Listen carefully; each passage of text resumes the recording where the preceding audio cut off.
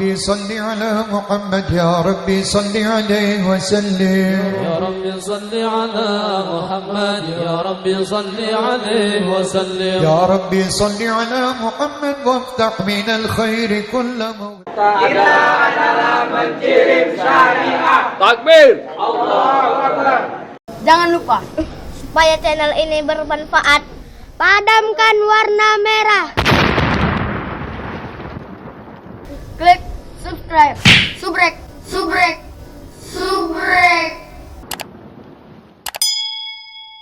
Kalau suka, like.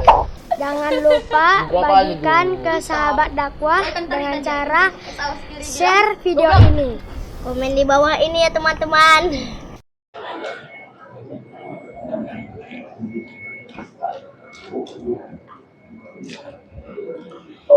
Assalamualaikum warahmatullahi wabarakatuh.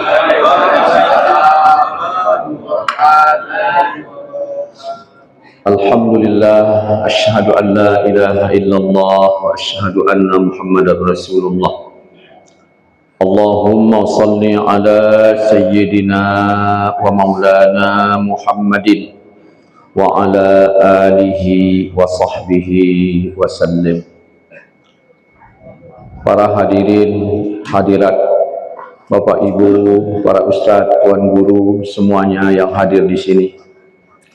Mudah-mudahan Allah Subhanahu wa taala membukakan hati kita, Allah berikan kita taufik dan hidayahnya, Allah tetapkan kita pada jalannya. Bersyukur kita kepada Allah atas segenap limpahan rahmatnya, nikmatnya maupun amanahnya. Berselawat kita kepada baginda Nabi kita Muhammad sallallahu alaihi wasallam. Allahumma salli wa sallim wa barik alaihi wa ala alihi. Kita mohonkan kepada Allah selawat yang kita bacakan kiranya disampaikan Allah kepada beliau. Kita berdoa kepada Allah semoga di akhirat kelak kita mendapatkan syafaatnya. Amin ya rabbal alamin. Mari kita mulai dengan bacakan Ummul Quran Al-Fatihah. Na'udzubillahi minasyaitonir rajim. Bismillahirrahmanirrahim. Alhamdulillahi rabbil alamin. Arrahmanir rahim. Maliki yaumiddin. Iyyaka na'budu wa iyyaka nasta'in. Ihdinas siratal mustaqim. Siratal ladzina an'amta 'alaihim ghairil maghdubi 'alaihim waladdallin. Amin. Bismillahirrahmanirrahim. Kemananya nih arahnya kaji kita ini?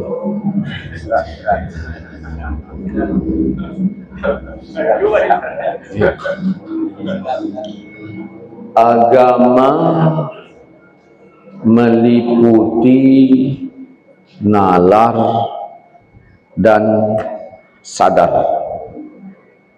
Saya ulangi, agama meliputi nalar dan sadar. Paham kan? Saya belum paham kali ini.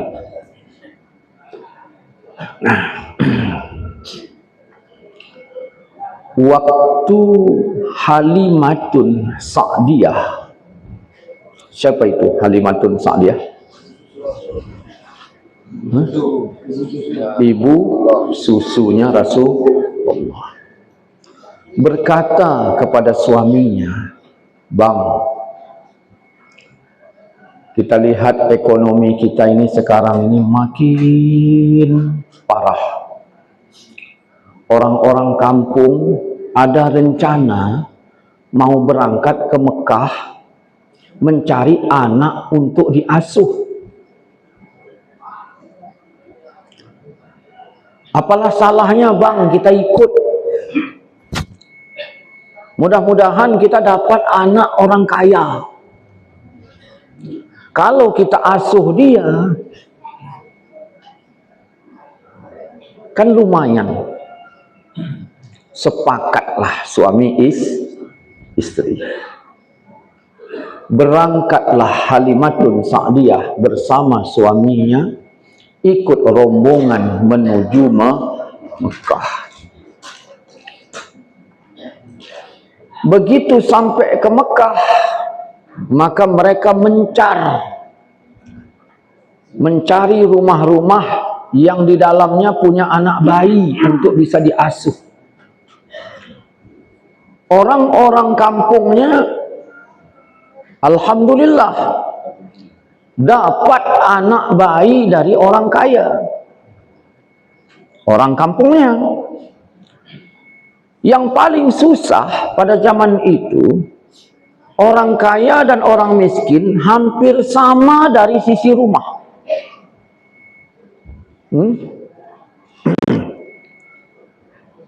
Hampir sama dari sisi rumah.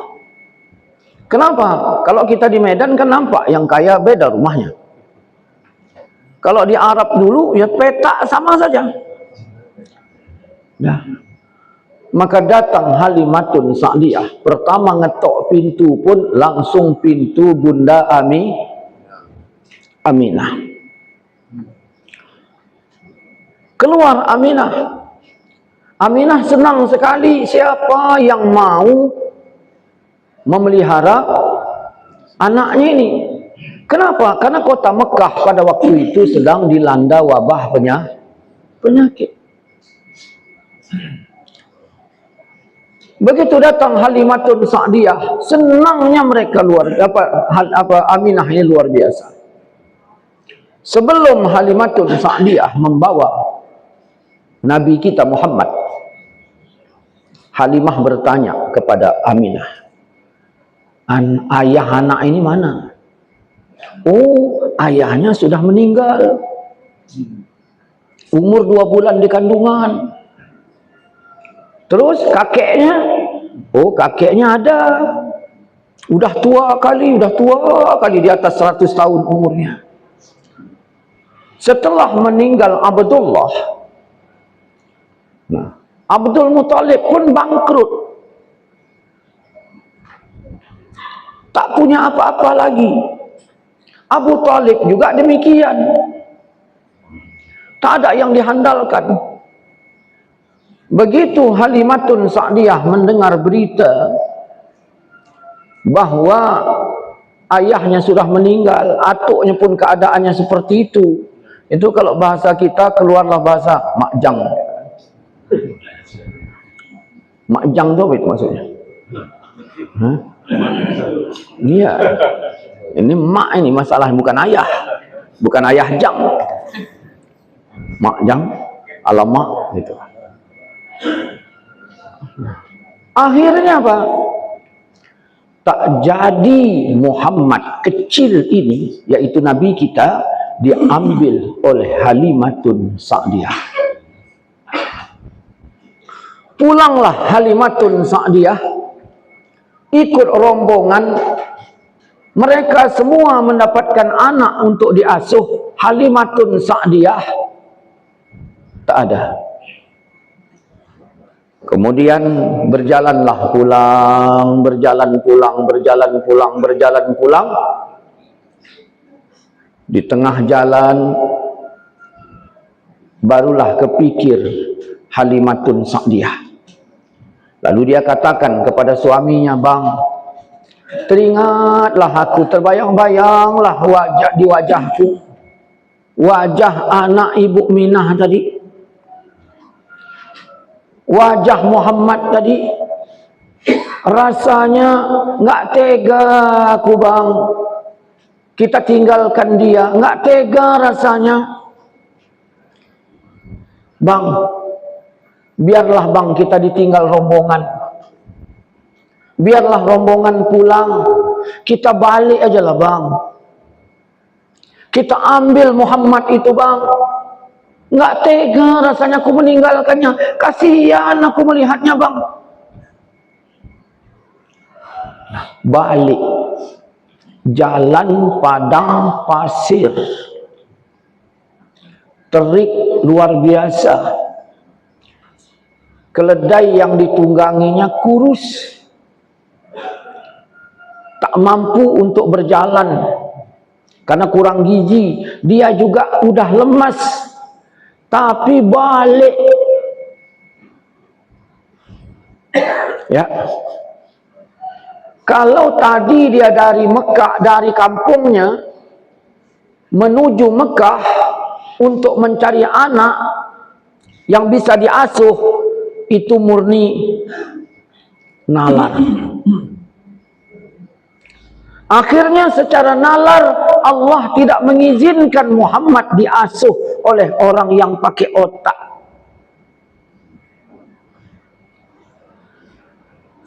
Sekarang dia balik, bang, nggak usah pakai upah, nggak apa-apa bang. Berpindah dari alam nalar kepada alam sadar.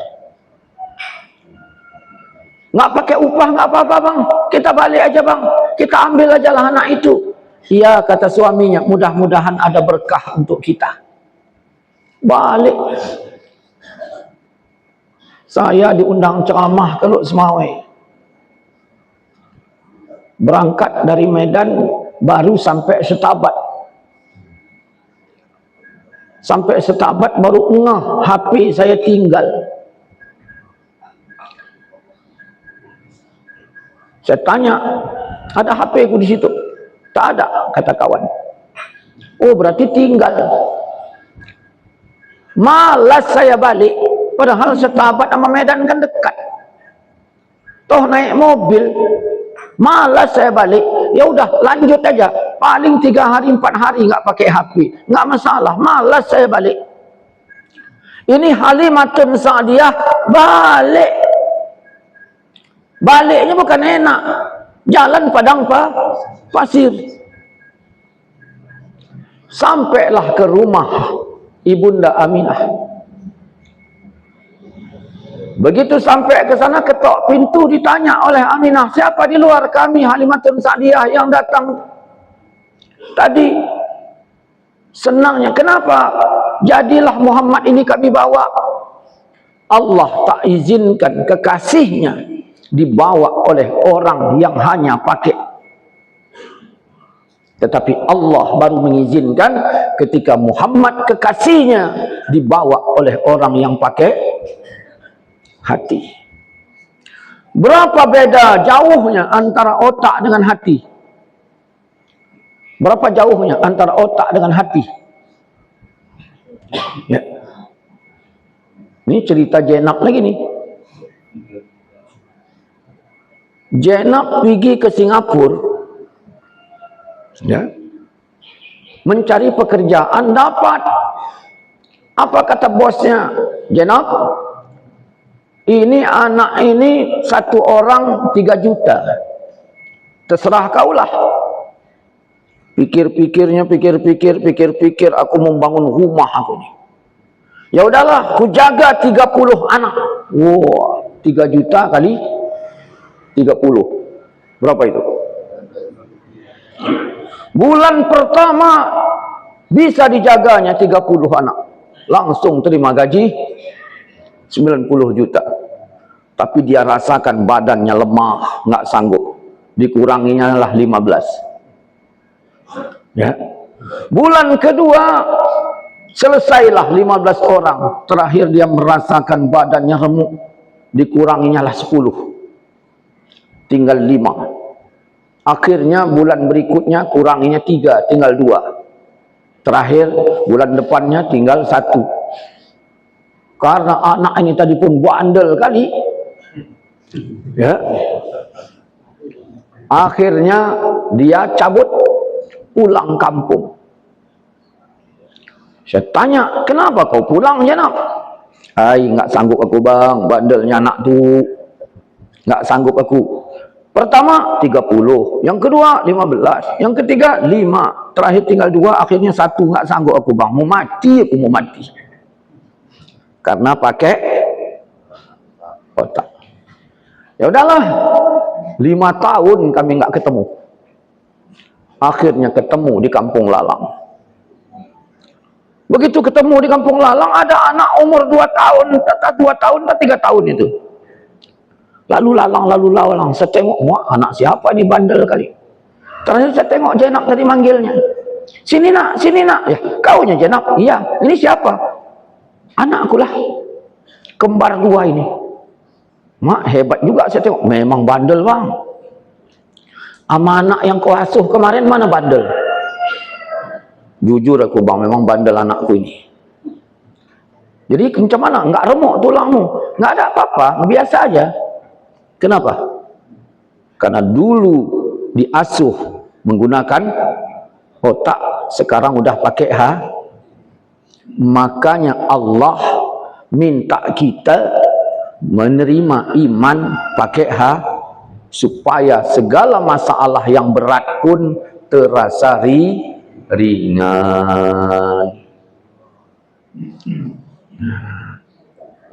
Udah. Akhirnya disepakatilah perjanjian demi perjanjian untuk mengasuh Nabi kita. Setelah disepakati, disetujui semua, sebelum Nabi Muhammad dibawa pulang oleh Halimatun Sa'diyah, dipastikan dulu ini Muhammad mau apa tidak. Halimatun Sa'diyah badannya kurus, air susunya tak ada, anaknya ada masih nyusu. Apa kata dia? Cobalah kususui dulu Muhammad ini, mau apa enggak dia nyusu sama aku. Jangan main bawa-bawa aja sampai ke sana, nanti tak mau pula. Anaknya merengek-rengek, mak mau nyusu. Tidak nak, biar Muhammad dulu kususu. Begitu diambilnya Nabi kita Muhammad, didekapnya, tiba-tiba dia rasakan air susunya penuh. Akhirnya Nabi Muhammad menyusu kenyang. Setelah menyusu kenyang, baru disusukannya anaknya. Dan sejak itu Halimatun Sa'diyah tidak mau menyusukan anaknya sebelum Nabi Muhammad kenyang. Maka disitulah Halimatun Sa'diyah melihat Muhammad, melihat dirinya. Akhirnya dia keluar,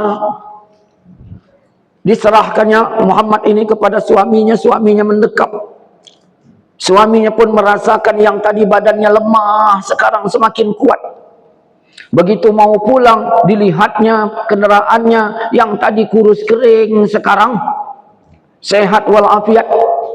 Yang tadi air susunya kering, sekarang penuh. Ya Allah, disitulah mereka melihat Muhammad, melihat kendaraannya. Dilihatnya Muhammad, dilihatnya istrinya. Istrinya pun lihatnya Muhammad, dilihatnya suaminya. Disitulah rincauan kecil.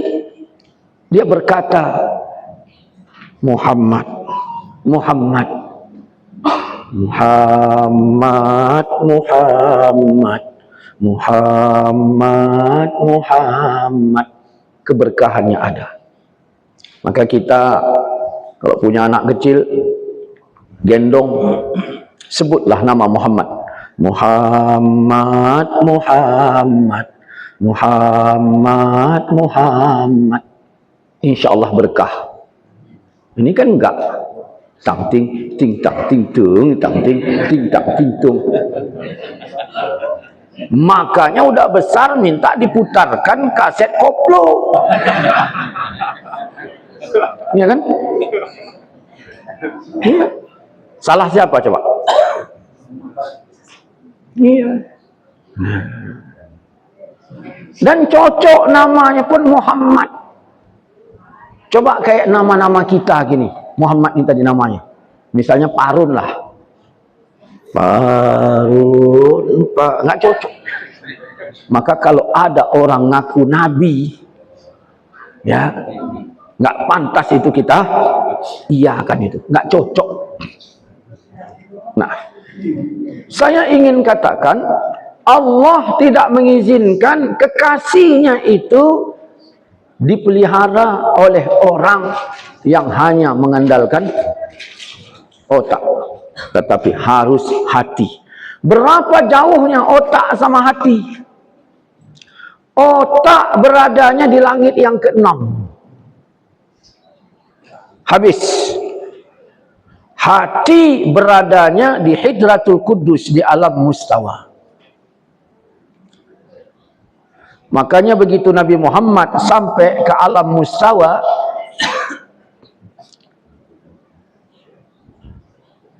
Allah bilang, Muhammad, minta apa yang ingin kau minta. Nabi Muhammad berkata, kepada Adam kau berikan khalifatullah, kepada Ibrahim khalilullah, kepada Musa kalamullah. Engkau Muhammad kujadikan kekasih Allah. Berapa kali lipat itu? Dari khalilullah, kalamullah, ya, engkau kujadikan kekasih Allah. Jadi Nabi Muhammad jadi apa? Kekasih. Allah menguji kekasihnya itu. Diuji. Karena kekasih ini mesti diuji. Kadang-kadang kita cinta tapi nggak jadi kekasih. Saya dulu ketemu perempuan, senyum-senyum dia sama saya pun senyum.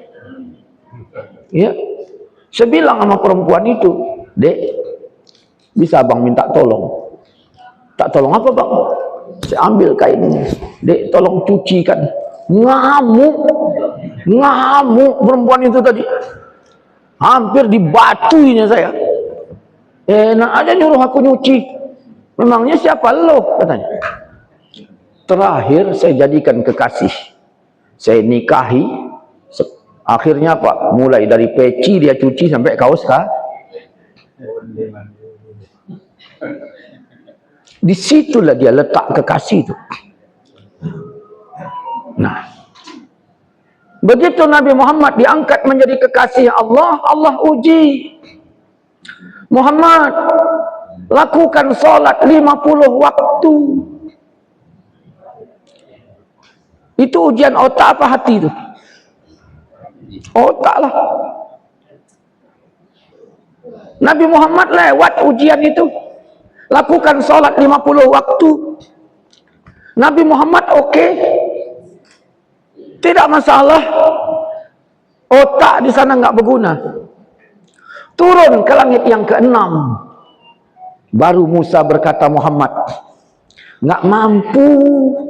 Umatmu nanti nggak mampu. Di situ baru otak main. Di langit yang ke-6. Nggak mampu umatmu Muhammad, nggak mampu. Minta kurang. Minta kurang. Di mana? Di langit yang ke-6.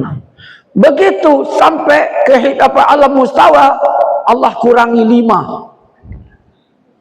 Allah kurangi 5. Berarti tinggal 45. Sehari semalam berapa jam? 24 jam. Salat masih 45 waktu. Sehari semalam 24 jam. Kalau tadi 50 waktu. Nggak sampai setengah jam sekali semayang. Kapan tidur, kapan kerja. Makan aja kalau banyak tucunya bisa lama, beraknya lebih setengah jam. Ya. Akhirnya turun. Nabi Musa bilang 45 waktu belum cukup, itu nggak sanggup, nanti umatmu nggak sanggup. Minta lagi kurang. Akhirnya dikurangi 10 yang kedua. Maka berkurang 15. Kata Musa, nggak sanggup, minta kurang. Akhirnya ujung-ujungnya tinggal 5 waktu. Kata Musa, Muhammad, mintalah kurang lagi, minta kurang. Umatmu nggak mampu, walaupun 5 waktu nggak mampu. Ternyata yang dibilang Musa betul. Ya kan? Betul kan? Apa betul nih? Ya. Nah, di situ Nabi berkata, aku nggak mau. Nggak mau. Kenapalah Nabi nggak mau lagi minta kurang? Padahal sudah tinggal 5 waktu. Masih ada 5 waktu. Nabi Musa bilang nggak mampu. Artinya apa? Otak ini ada masanya berhenti berpikir. Jangan langsung dipikir-pikir terus, nggak jadi itu nanti itu. Ada masa berhenti berpikir. Nah, kenapa Nabi Muhammad tak mau? Dulu Nur Nabi pernah sujud 5 kali. Kalau dicocokkan semayang 5 waktu, cocok nggak? Udah cocok dengan desain nurnya. Yang kedua, Nabi Muhammad sebelum Isra Mi'raj pun Nabi udah solat. Udah solat. Tahun pertama kenabian, Jibril menampakkan dirinya di atas bukit. Nabi datang, disepakkan Jibril batu di atas bukit itu, maka muncrat mata air. Jibril wudu, Nabi Muhammad pun wudu. Jibril solat, Nabi Muhammad pun solat. Maka sejak itu Nabi mengajak istrinya untuk solat. Siapa istrinya? Khadijah. Solat. Sedang Nabi Muhammad solat bersama istrinya Khadijah. Ali umur 9 tahun nengok. Ibadat model apa ini? Di situ Nabi Muhammad menceritakan dirinya setelah menjadi rasul. Terakhir diajak Ali. Ali bilang, nanti ku tanya ayahku. Kata Nabi, jangan kau ceritakan sama orang. Yalah, malamnya tak bisa tidur. Ali bin Abi Thalib mikirkan itu. Akhirnya dibilangnya ke ayahnya, ya, Abang Muhammad, ya, ngajak aku masuk ke agamanya. Intinya ayahnya berkata, kalau memang menurutmu baik, silakan. Akhirnya Ali mengucapkan syahadat masuk Islam. Maka begitu solat mau masuk waktunya, Nabi mengajak Ali itu keluar ke pebukitan. Di situ ada batu, di bawahnya mereka solat. Ada yang mengatakan solatnya jahar, takut kedengaran orang lain. Maka semayanglah di situ, di batu-batu itu. Nah, begitu Nabi Muhammad solat bersama Ali bin Abi Thalib, di atas ini jalan lintas. Abu Thalib, ayahnya Ali, lewat, kepleset, jatuh ke bawah, pas di depan Rasulullah bersama Ali solat. Nah, apa pula ini, kata Abu Thalib? Diceritakan Nabi Muhammad tentang dirinya, diajaknya lah uaknya untuk masuk Islam. Apa kata uaknya? Apa kata uaknya? Mana mungkin aku meninggalkan agama nenek moyangku. Tapi walaupun demikian, wahai Muhammad, dakwahmu ku dukung. Selama aku masih hidup, dakwahmu ku dukung. Sedih Nabi. Karena Nabi bukan minta dukungan. Tapi Nabi Muhammad ingin menyelamatkan keluarganya dari api neraka. Bukan masalah dukung-mendukung, tapi ingin menyelamatkan keluarganya dari api neraka. Jaga dirimu dan keluargamu dari api neraka. Maka Nabi Muhammad sedih. Kenapa? Selama keluarganya belum masuk Islam, sedih. Maka yang sudah masuk Islam, banyak kali itu kritikan Nabi terhadap orang keluarganya yang masuk Islam. Kenapa? Karena Nabi Muhammad tak mau keluarganya meninggal dalam keadaan membawa dosa. Sehingga keluarga Nabi Muhammad yang masuk Islam dijaga Nabi dari dosa. Makanya setelah meninggal Nabi nggak bikin tahlil. Untuk apa lagi bikin tahlil? Karena keluarganya sudah selamat. Keluarga awak. Makanya kita bikin tahlil. Ada sahabat yang meninggal, dia dibenjerit dalam kuburnya gara-gara masalah kencing, tidak beres. Ambil Nabi pelepah kurma, dibelah duanya, ditancapkannya ke kubur itu. Semoga Allah meringankan azabnya karena tasbih pohon ini. Di sahabat itu Nabi bikin, tapi di keluarganya enggak. Untuk apa Nabi bikin di keluarganya lagi? Di sahabat kenapa dibikin? Maka dari sini batal perkataan orang. Kalau memang tahlil itu bagus, kenapa enggak Nabi bikin di keluarganya? Batal. Ya. Nah, inilah Rasulullah sallallahu alaihi wasallam. Otak sama hati jauh bedanya. Makanya kalau ingin dekat dengan Allah, rendahkan otak. Jangan main otak. Nih. Ini kepala, berarti otak di sini kan? Ini dada, hati di sini. Selama kau masih begini, kau belum dekat dengan Tuhanmu. Kalau kau ingin dekat dengan Tuhanmu, beginilah. Sujud. Di saat itu, hatimu lebih tinggi dari otakmu. Di saat itu, zikirmu lebih tinggi dari pikir. Jelas ini ya? Oke. Nah, Allah Subhanahu wa ta'ala ya, tidak memerintahkan Nabi Muhammad sholat waktu Nabi di rumahnya. Padahal banyak ayat-ayat perintah turun waktu Nabi di bumi. Kenapa Allah tak menyuruh Nabi semayang waktu Nabi di rumahnya? Nabi belum kosong.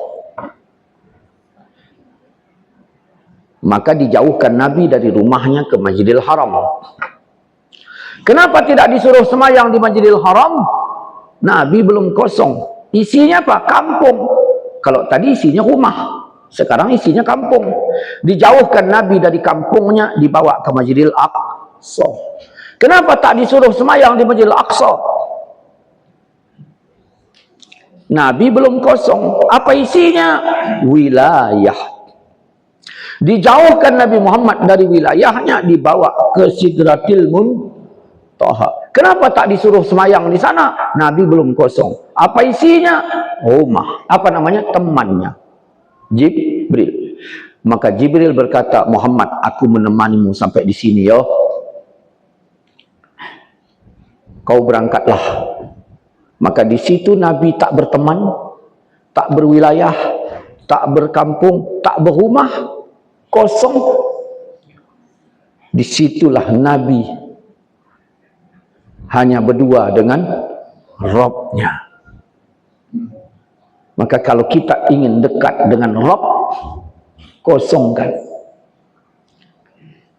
dari teman, kosongkan dari wilayah, kosongkan dari kampung, kosongkan dari rumah, sehingga hati kita nol.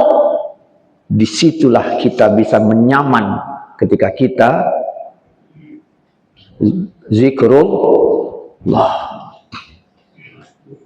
Nah, di dunia cerita-cerita Nabi itu ada, tapi tidak akurat seperti cerita yang asli. Allah tak mengizinkan kekasihnya ini mendapat cerita yang tak jelas tentang nabi-nabinya. Maka malam Mi'raj Allah pertemukan nabi kita bersama bertemu dengan beberapa nabi. Maka naik ke langit pertama, bertemu Nabi Adam. Nabi Muhammad ngobrol dengan Nabi Adam. Assalamualaikum tu, waalaikumsalam. Ya kan atuk. Ini Adam. Masa uak? Atau aku nak tanya ini, banyaklah cerita-ceritanya. Macam mana itu ceritanya Qabil itu waktu membunuh Habil itu? Macam mana ceritanya itu Qabil membunuh Habil? Kok bisa dibunuhnya adiknya? Macam mana ceritanya? Qabil itu orang yang paling malas sembahyang subuh. Karena syariat masa Nabi Adam kan cuma subuh. Mana ada sembahyang lain? Qabil paling malas sembahyang subuh. Makanya Allah titipkan di hatinya itu 3 penyakit. Iri, dengki, benci. Itulah yang dituangkannya sama adiknya Habil itu. Akhirnya dibunuhnya. Jadi Qabil malas sekali sembahyang subuh. Ya kan? Qabil Pak malas sekali sembahyang subuh. Qabil malas sembahyang kan Qabil. Qabil malas sembahyang subuh. Kira-kira di rumah kita ada berapa Qabil? Ada berapa Qabil? Jangan-jangan banyak. Ya kan? 6 anaknya, 6-6-nya Qabil. Jangan-jangan istrinya pun Qabil. Maka benci dia sama adiknya, akhirnya dibunuhnya. Kapan dibunuhnya? Hari Selasa. Hari Selasa dibunuhnya. Nah, maka Anas bin Malik ditanya hari Selasa. Apa kata Anas? Yaumud dam, hari pertumpahan darah. Nah, waktu itu macan belum mengaum. Kucing belum pandai mengeluarkan kukunya. Orang nggak tahu dia guna tangan di kepal untuk numbuk, nggak tahu. Maka bingung Qabil, gimana cara membunuh adiknya nih? Maka dia lihat burung gagak berkelahi, maka gagak adalah gurunya, maha guru manusia mengajarkan berkelahi itu. Caranya pun bukan pakai tumbuk, main jambak kayak perempuan berkelahi. Ya? Begitulah itu. Nah, hari Selasa. Begitu Qabil membunuh adiknya, disitulah dunia goyang. Tanah berdebu. Binatang jinak sebagian melarikan dirinya ke hutan. Enggak semua. Kalau enggak makan ayam kita jadi ayam hutan semua. Ya. Buah-buah sebelumnya belum berduri. Belum berduri. Saking kenikmatnya dunia ini, belum berduri. Jadi kalau mau makan durian enggak ada itu dulu. Belum berduri. Jadi tinggal iyan, masih iyan aja, belum ada duri. Ya. Begitu kejadian, disitulah alam berubah. Maka apa kata Adam? Diterjemahkan dalam bahasa Arab. Taghayyaratil bilad wa man 'alaiha. Bumi berubah, isinya berubah. Sejak peristiwa Qabil membunuh Habil. Hari Selasa. Kalau kita baca Ruhul Bayan, kejadiannya di Jabal Sur. Jabal Sur. Mana itu Jabal Sur? Kuala Namu lewat sana itu. Ya? Itulah itu. Naik ke langit yang kedua, bertemu dua nabi, Yahya dan Isa. Yahya, macam mana ceritanya kau dulu dibunuh? Oh, raja menikah dengan janda, punya anak gadis. Seiring berjalan waktu, anak gadisnya besar, lebih cantik dari maknya, mau dinikahinya juga. Ya aku bilanglah tak boleh. Marah raja itu, mati aku dibikinnya. Ya, ketemu Nabi Isa juga. Naik ke langit yang ketiga, bertemu Nabi Yusuf. Yusuf, gimana dulu cerita dengan Julaiha? Julaiha suka kali sama aku. Suka kali Julaiha sama aku. Nah, kau macam mana? Suka juga sikit. Ya, kan memang ada ayatnya itu. Nah, terus macam mana? Lama-lama diceraikan suaminya Julaiha ini tadi. Cerai, ku nikahi. Makanya ada doa Yusuf dan Julaiha. Makanya kalau ada orang mau nikah, bilang sama tuan kadinya, Pak, nanti bapak yang baca doa pernikahan. Iya, aku pengen tabarruk dengan Yusuf dan Julaiha. Tolong nanti bapak ulang ya. Berapa kali? Ya ulang melebihi jumlah jemari. Berapa jumlah jari? 20. Masa kaki enggak? Masa kaki enggak ada jarinya? Berarti melebihi jemari berapa? Ya udah 21. Ya Allah, tanamkanlah benih cinta mereka sebagaimana Yusuf dan Julaiha. Amin. Ulang lagi. Amin. 21 kali. Mudah-mudahan berkah. Berkahnya bagaimana? 40 tahun dia menikah, tapi kasih sayangnya seperti 40 hari. Cuman sayang kita tahunya sekarang. Pak saya nikah lagi kan?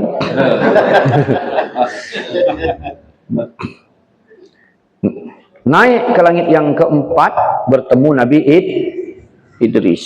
Naik ke langit yang kelima, bertemu Nabi Harun. Harun, gimana dulu ceritanya waktu Nabi Musa pengen nyobekkan mulut itu? Gini ceritanya.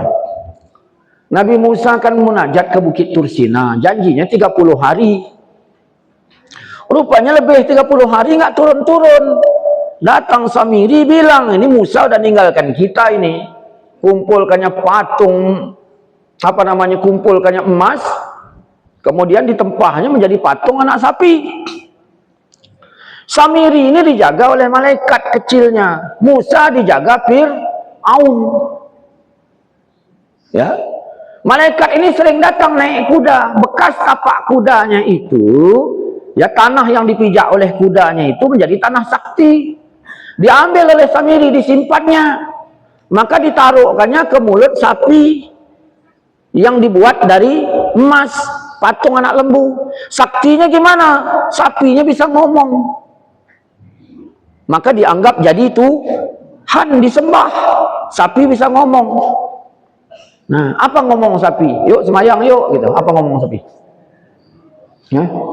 Mo, gitu kan? Ngaji yuk.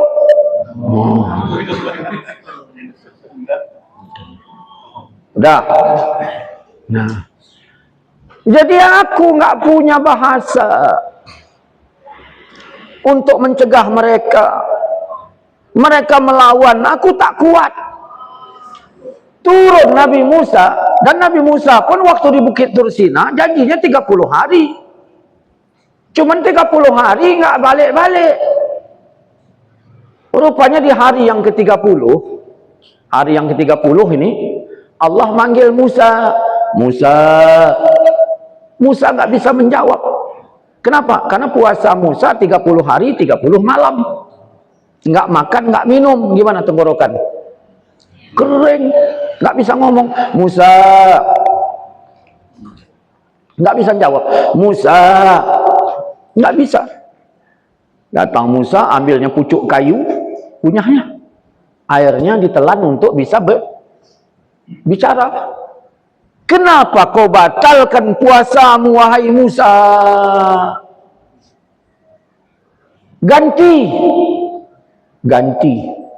Gantinya sehari tinggal, gantinya 10.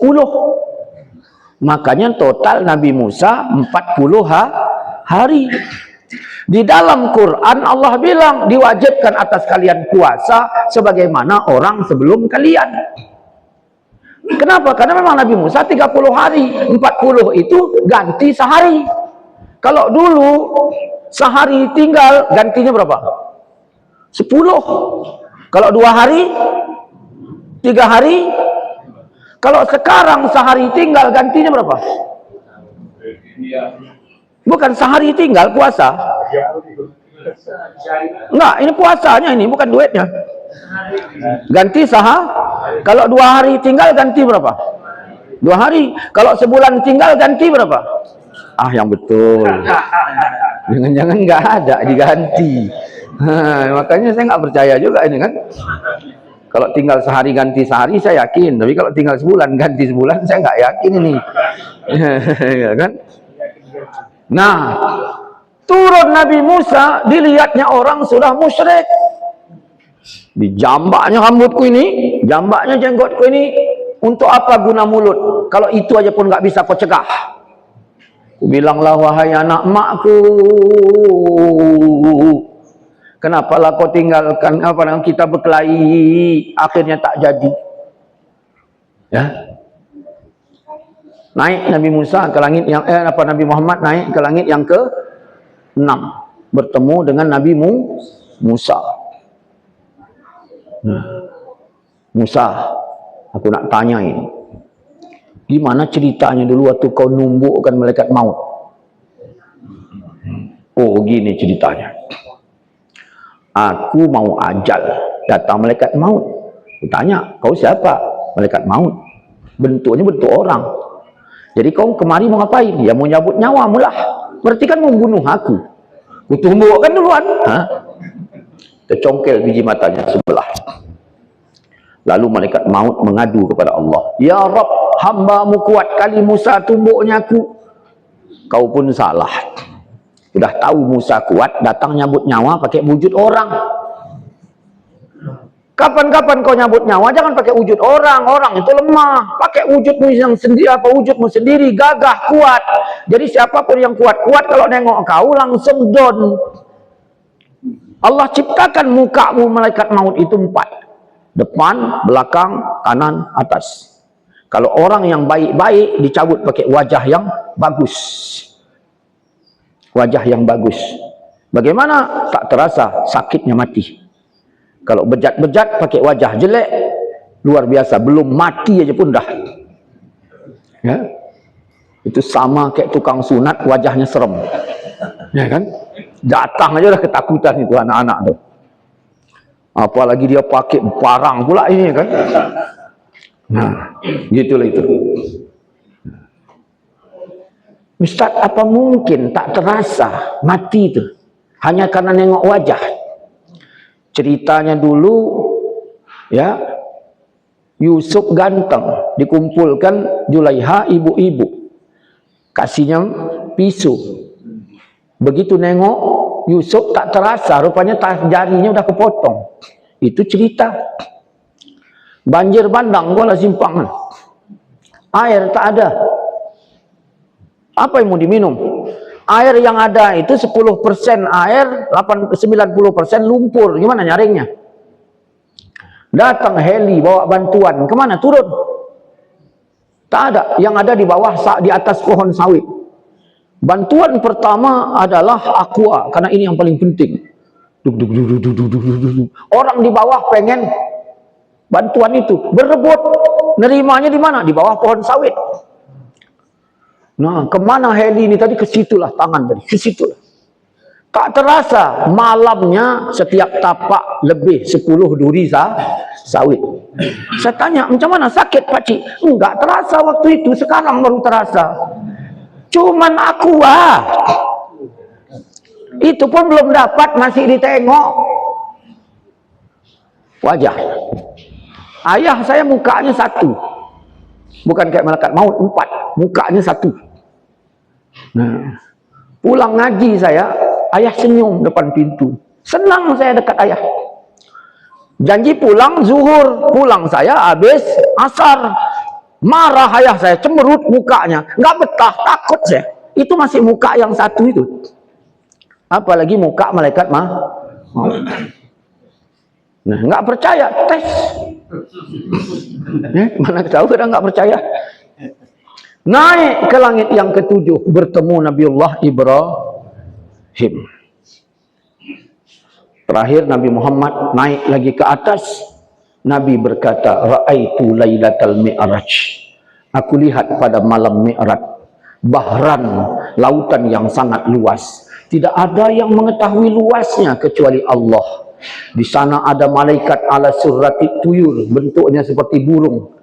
Fa iza qala al-abdu, apabila ada hamba Allah mengatakan subhanallah, itu burung taharrakat min makanih, bergerak-gerak dari tempat hinggapnya. Kalau disambung dengan alhamdulillah, alhamdulillah, dia bentangkan sayapnya. Kalau ditutup dengan Allahu akbar la haula wala quwata illa billahil azim, maka dia terbang ke atas, menungki ke bawah, masuk ke dalam lautan. Setelah basah bulu dan sayapnya semua, dia hinggap. Lalu dikeparkannya bulu dan sayapnya. Kuperhatikan, kata Nabi, menetes ribuan tetes air. Tetesan itu jatuh ke bawah. Belum sampai ke laut, Allah robah menjadi burung-burung kecil, yakni malaikat yang jumlahnya ribuan.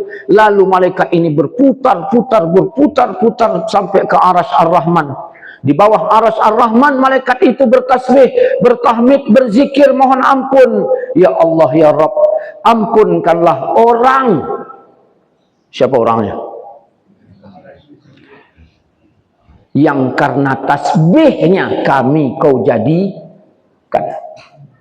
Ampunkan orang yang karena tasbihnya kami kau jadikan. Ra'aitu lailatal mi'raj. Aku lihat dalam malam mi'raj. Ini hari yang keberapa ini? Bukan, hari yang keberapa ini? Malam Jumat, malam 27. 29. Masih ada bulan Rajab. Bacalah banyak-banyak. Subhanallah, alhamdulillah, wa la ilaha illallah, Allahu akbar. Subhanallah, alhamdulillah, wa la ilaha illallah, Allahu akbar. Bacalah. Ya. Nah, ini jam berapa udah ini? Udah siang juga nih. Ya udahlah. Assalamualaikum warahmatullahi wabarakatuh.